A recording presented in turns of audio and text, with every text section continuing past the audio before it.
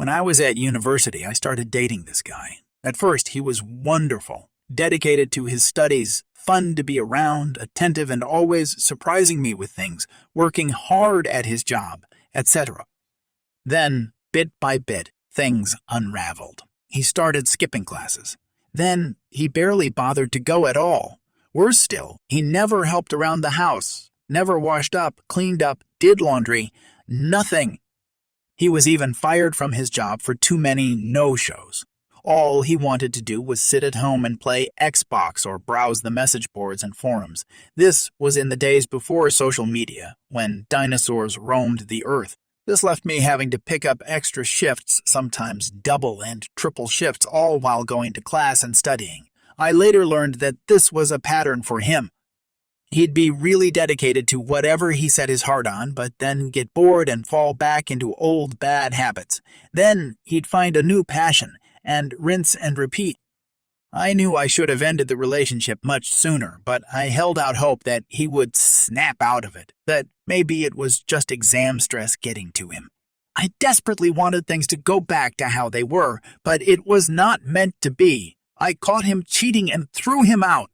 I was so stressed with everything that it wasn't until the next day that our joint savings account crossed my mind. There was a little over $5,000 in there, and bar a few hundred from him, the rest was money I had saved.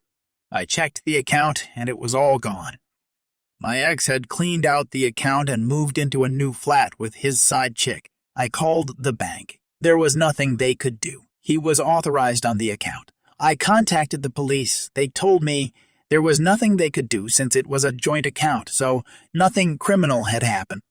They suggested taking it to civil court, but said I'd probably spend more money than I got back in legal fees, so it likely wasn't worth it. My ex had stolen $5,000, and there was nothing I could do about it. I felt like such an idiot. I got even angrier when I saw his posts on various forums boasting about his new game consoles, new games, new TVs, and gadgets, all bought with my money. I'm not usually a vengeful person. Petty on occasion, sure, but I've never wanted to exact revenge as much as I did right then, and I knew just how to do it. While I was a student, I temped every summer to help pay for my studies. One such job had been for a debt collection agency. The work was as shitty as you can imagine, but it paid really well, and it was only for a few months. My ex had been dodging debt for many years, and he was very proud of that fact. He was also proud of the fact that his debt was close to being statute barred, and he hadn't paid a penny. For those of you who don't know, in the UK, creditors have about 6 years to collect a debt, and then it becomes statute barred. That means the money is still owed, but creditors have no legal way to enforce payment, such as using bailiffs. My ex was a few months away from reaching statute barred status. However, what a lot of people don't know is that making a payment on that debt resets the clock. If you pay any amount, then that 6 years starts from scratch.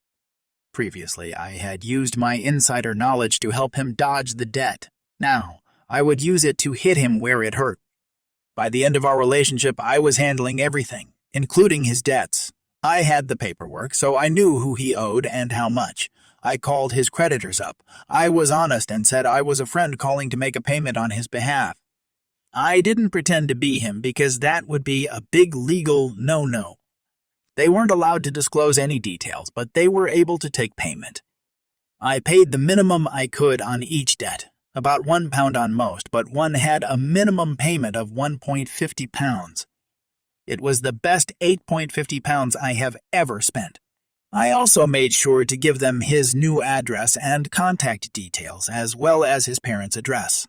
Having worked in the biz, I knew they wouldn't change the address since I wasn't the account holder, but they would note that. They had various systems where they could search for his name against that address and see if anything came up. If they got a hit, they'd change the address. The trap was set. All I had to do was wait. A few months rolled by. Then it happened. His posts on the forums went from boasting about his new gaming PC to panic about a court date. He called me and begged for advice. I told him to F off. Seeing I wouldn't help, he asked for advice in the forums. One of his online friends told him not to turn up to court, that way they wouldn't be able to prosecute without him there. It was terrible advice that was 100% untrue. In fact, not showing up is one of the worst things you can do, especially in civil court. This was getting better and better. The court date came and went. My ex, naturally, didn't go. A few weeks later, my ex posted photos of his empty flat. Bailiffs had cleaned him out and taken every last one of his shiny new gadgets and toys. On top of that, he ended up with several CCJ's county court judgments. These are a big deal and can seriously damage your credit history, making it hard to get bank accounts outside of basic ones, near impossible to get credit, including getting a mortgage. And it can also make it hard to rent a place since many landlords don't like renting to people with CCJs as they're considered high risk. He also won't be able to find jobs in the financial sector. Now that he was broke and didn't have nice things, his side chick left him. I never got my $5K back, but it felt good to see everything he bought with his ill-gotten gains taken away. Hope that $5K was worth it.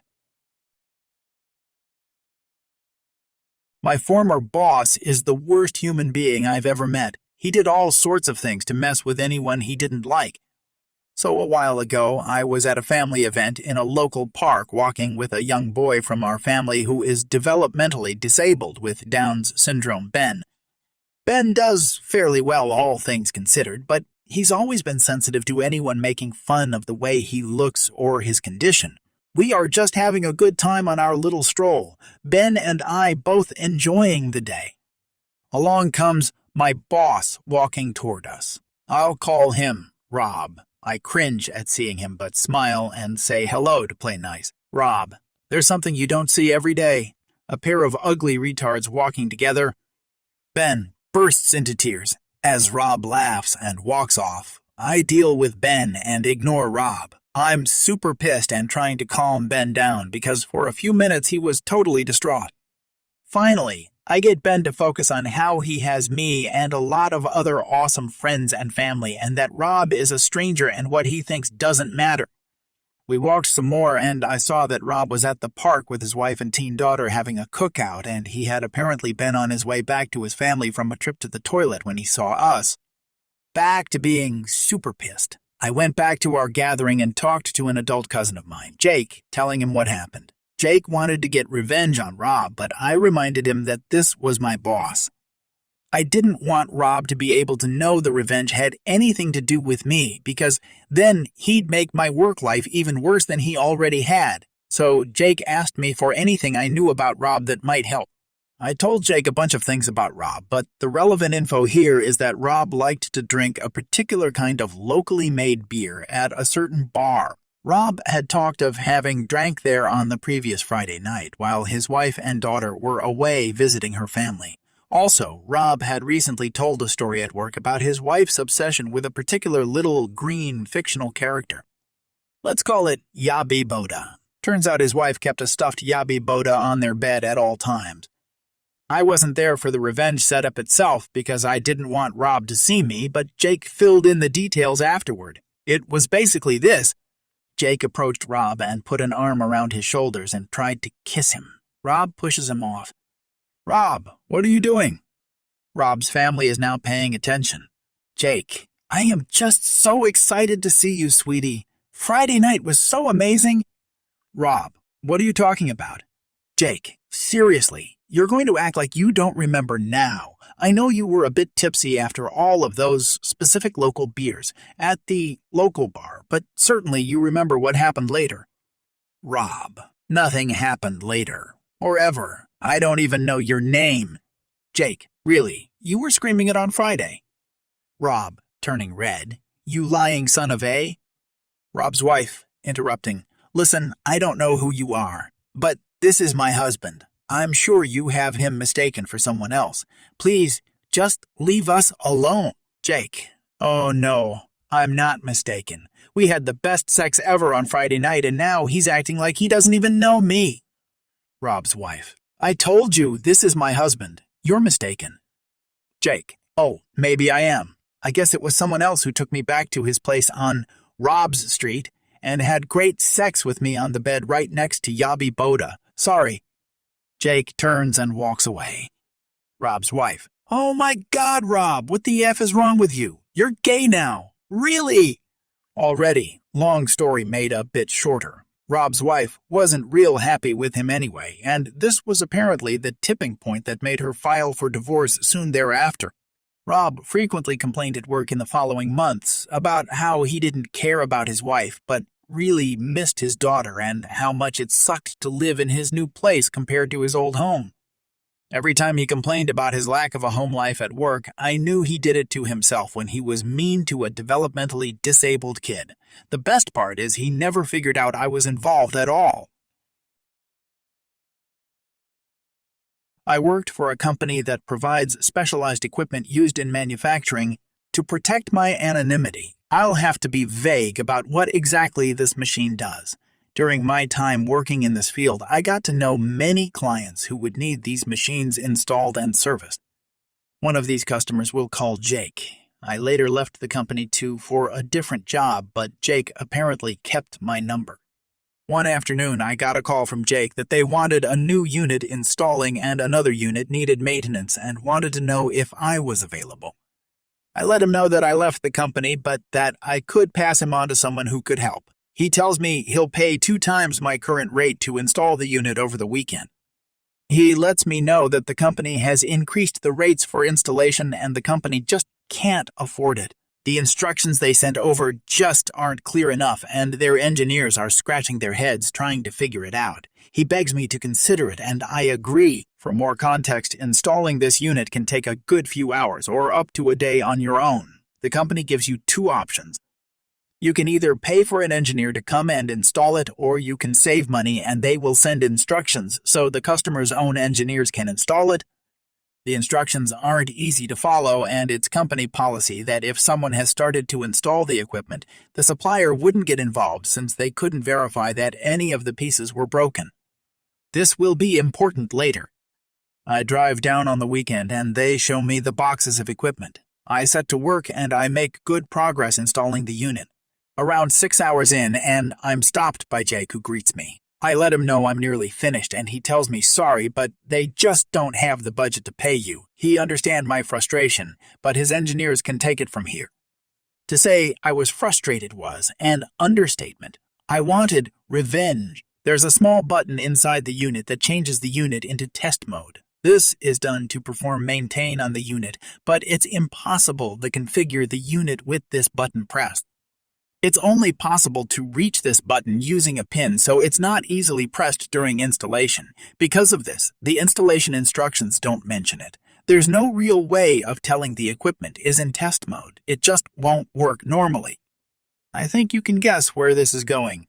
I click the button, collect my things, and leave. Monday morning, I get a call from Jake. I declined. I knew my old company wouldn't get involved since I already started installing the unit. I knew his engineers would never figure it out. I just had to let him stew. A few days later, with many missed calls, I finally pick up. Jake is furious. He asks me where the hell I've been and why I haven't been picking up the phone. He tells me they can't figure it out how to configure the machine and they need my help. I tell him, why is this my problem? You won't pay me. He told me he was sorry and they would work something out if I could get there as soon as possible. I told him, oh no, you're going to pay me 7,000 pounds up front before I do anything. I'd never felt this powerful before.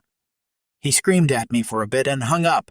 He called back a day later after saying he's sorry for how he acted and said that if I could come fix it, he would pay me in a totally defeated tone. He tried to fight it, saying he'll pay when I was done, but I was having none of it. After a bit of back and forth, he agrees to pay me. The money hit my account and I came in the next day. The look of confusion over his face when I took out a pin and changed the unit from test mode was priceless. It was even more priceless seeing his reaction to me packing up my tools and leaving after only 20 minutes of configuring. Easiest 7,000 pounds I'd ever made.